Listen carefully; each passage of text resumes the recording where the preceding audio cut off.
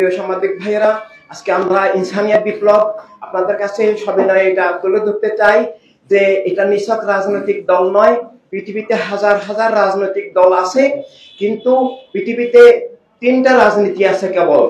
একটা হচ্ছে ধর্মের নামে অধর্ম উগ্রবাদী রাজনীতি, একটা হচ্ছে বস্তুবাদী জাতীয়তাবাদী চেতনার রাজনীতি, আর একটা হচ্ছে সমাজতান্ত্রিক রাজনীতি।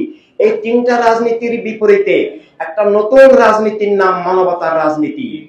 এই মানবতার রাজনীতি আজকের যুগে নতুন হয়ে গেছে, কিন্তু সেটা চিরন্তন জীবনের প্রাকৃতিক রাজনীতি।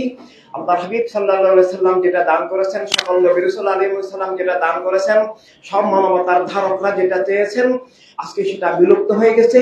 তাই বিলুপ্ত মানবতার রাজনীতি, যার ভিত্তি হচ্ছে মানব জীবন, সেটা ইনসানিয়াত বিপ্লব কোনো একক ধর্মভিত্তিক সংগঠন নয়, একক জাতীয়তাবাদ ভিত্তিক সংগঠন নয়। জাতীয়তাবাদ ব্যতিক্রম আছে। আমরা বিশ্বাস করি সব মানুষ হিসাবে এক জাতি। সবাই আদম আলাইহিস সালাম, মা হাওয়া আলাইহিস সালাম থেকে এসেছেন।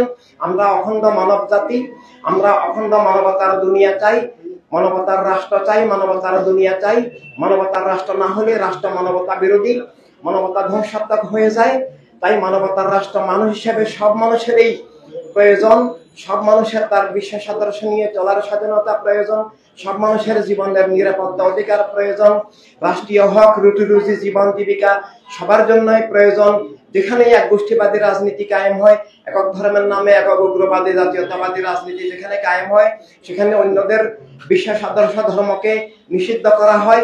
অফিসিয়ালি নিষিদ্ধ করা না হলেও বিভিন্ন কলা কৌশলে দমন করে রাখা হয়, রুদ্ধ করে রাখা হয়, অধিকার হরণ করা হয়, শোষণ বঞ্চনার শিকার করা হয়।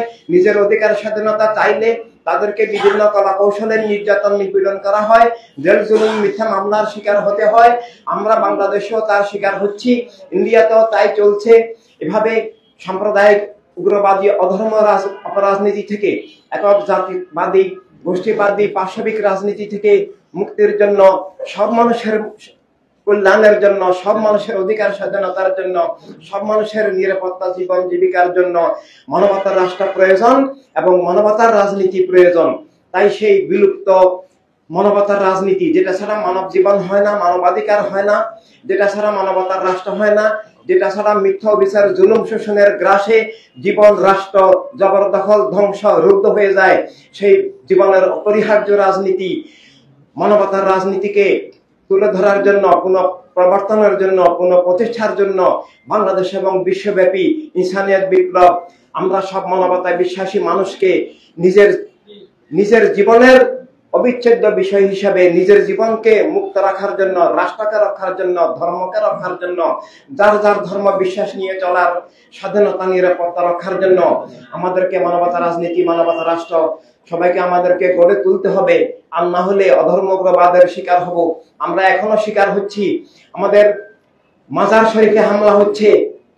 এই মাজার শরীফে হামলা আসলে ইসলামকে উৎখাত করে, আউলিয়া কেরামের যে ইসলাম, প্রেমের দেওয়া যে ইসলাম, সব মানুষের বিশ্বাস আদর্শ নিরাপত্তা রক্ষার যে ইসলাম, যেটা একক গোষ্ঠীর একক ধর্মের নয়, যেটা সবার অধিকারকে নিশ্চিত করে, যেটা মানবিক গণতন্ত্রকে রক্ষা করে, যেটা শান্তিময় প্রেমময় ইসলাম, সেটাকে উৎখাত করে যে অধর্ম উগ্রবাদী জঙ্গিবাদী ইসলামের নামে যে ইসলামের বিপরীত ধারা, যেটা আল আরবে সৌদি গোত্রবাদী ওহাবিবাদী মতবাদের মাধ্যমে চালু আছে, যেটা ইরানি শিয়াবাদী সাম্প্রদায়িক উগ্রবাদী খুনি ধারার মাধ্যমে চালু আছে, যেটা আফগানিস্তানের তালেবান যে অসভ্য বর্বর অমানুষ যারা মা বোনদের লেখাপড়া সম্পূর্ণ নিষিদ্ধ করেছে। এইসব উগ্রবাদ, অধর্ম উগ্রবাদ থেকে বাঁচার জন্য, যার যার ধর্মের স্বাধীনতাকে রক্ষার জন্য আমাদেরকে কাজ করতে হবে। আজকে যারা মাজার ভাঙছে, তারা আসল ইসলামকে উৎখাত করে ওই নকল ইসলাম, ভুয়া ইসলাম, ইসলামের নামে খুন জুলুম চালিয়ে দেওয়া, ইসলামকে ধ্বংস করার ধারা। আজকে বিভিন্ন মন্দিরে হামলা হচ্ছে, বিভিন্ন ধর্মের মানুষ আতঙ্ক বোধ করছে। এই অবস্থার অবসান ঘটাতে হবে। আমরা যে ধর্মের হই, যে মতপথের হই, যে বিশ্বাস আদর্শের হই, প্রত্যেকেই যার যার বিশ্বাস আদর্শ নিয়ে চলার জন্য, সবার জীবনের নিরাপত্তা অধিকার স্বাধীনতা রক্ষার জন্য, রাষ্ট্রকে সর্বজনীন মানবিক করার জন্য আমাদেরকে অবশ্যই মানবতার রাজনীতি আবার পুনঃপ্রতিষ্ঠিত করতে হবে, মানবতার রাষ্ট্র করতে হবে। আর না হলে আমাদের জীবন স্বাধীনতা, আমাদের ধর্ম, আমাদের অধিকার, রাষ্ট্র সবকিছু একক গোষ্ঠীবাদী অবরাজনীতির জবরদখলে রুদ্ধ ধ্বংস বিধ্বংস হয়ে যাবে। সেখান থেকে বাঁচার জন্যই, তাই ধর্মকে বাঁচানোর জন্য, রাষ্ট্রকে বাঁচানোর জন্য, গণতন্ত্রকে বাঁচানোর জন্য, জীবনের নিরাপত্তা, অধিকার, স্বাধীনতাকে রক্ষার জন্য অপরিহার্য প্রয়োজন মানবতার রাজনীতি, যার লক্ষ্য মানবতার রাষ্ট্র এবং মানবতার দুনিয়া।